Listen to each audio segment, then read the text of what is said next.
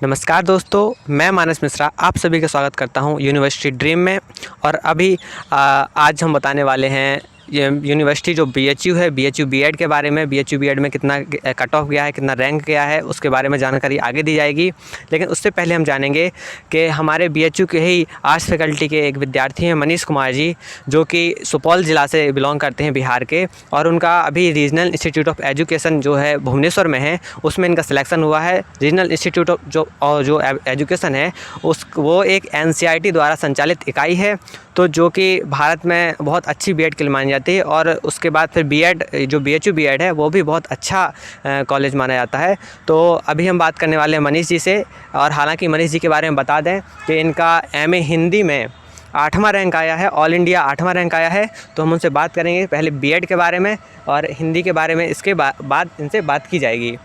तो स्वागत है मनीष जी आपका मेरे यूट्यूब चैनल यूनिवर्सिटी ड्रीम में। आप सबसे पहले अपना परिचय दीजिए। आप कहाँ से आपका ग्रेजुएशन कंप्लीट हुआ है, कहाँ से आपने 10th 12th पास किया है? धन्यवाद मानस मिश्रा जी, आप सभी का बहुत बहुत धन्यवाद।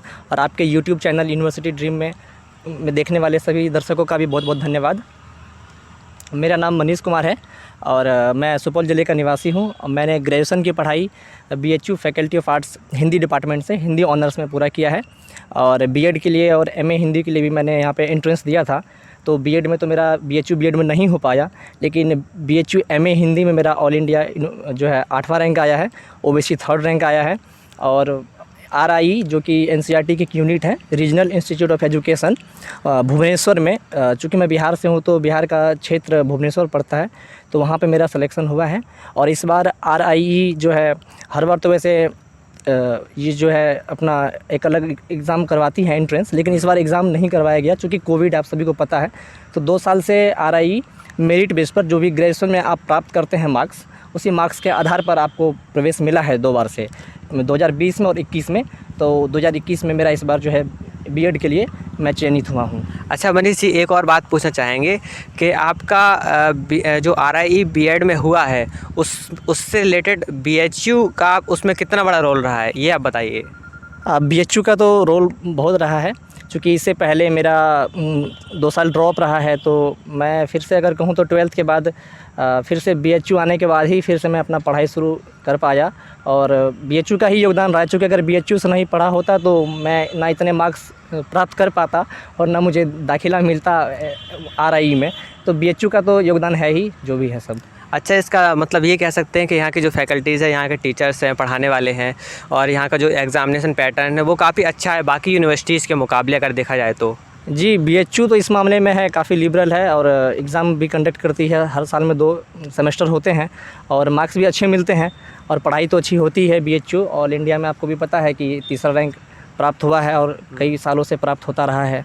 अच्छा, तो बीएचयू बीएड में जो यहाँ का देख रहे हैं एंट्रेंस एग्ज़ाम हुआ था, एंट्रेंस पैटर्न इस बार तो खैर एनटीए ने करवाया था पेपर, तो उसके बारे में आप क्या कहना चाहेंगे? किस प्रकार से अपने प्रश्न रखे गए थे, किस प्रकार से प्रश्न आए थे? क्या एनटीए वालों को पहले बता देना चाहिए किस प्रकार से प्रश्न पूछे जाएंगे? क्योंकि इस बार देखा गया है कि पिछले विगत वर्षों से जिस प्रकार से प्रश्न आ रहे थे, इस बार से थोड़ा सा हट के प्रश्न को पूछे गए हैं, तो उसके बारे में आप कुछ बताइए।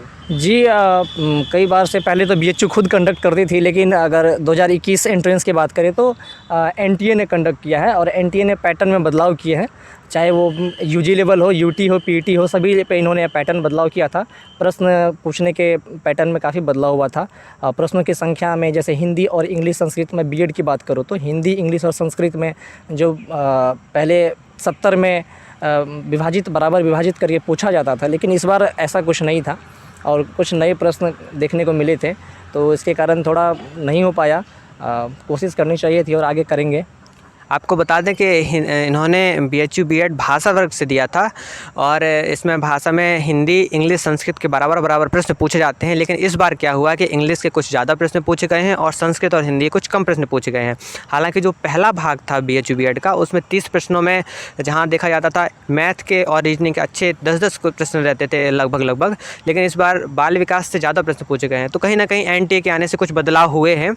लेकिन चलिए, बहुत बहुत धन्यवाद मनीष जी, आप regional institute of education Bhubaneswar जा रहे हैं, वहाँ आप कटक है पूरी है, आप वहाँ घूमते रहिए। आपको बहुत बहुत शुभकामनाएं। और आगे आपको जो भी वीडियोस हैं आपको यूनिवर्सिटी ड्रीम नामक चैनल से, आपको इसी चैनल से, हमारे चैनल से आपको प्राप्त होती रहेंगी। बहुत बहुत धन्यवाद मनीष जी का। मनीष जी को बहुत बहुत बधाई, उनका RIE में हुआ। धन्यवाद।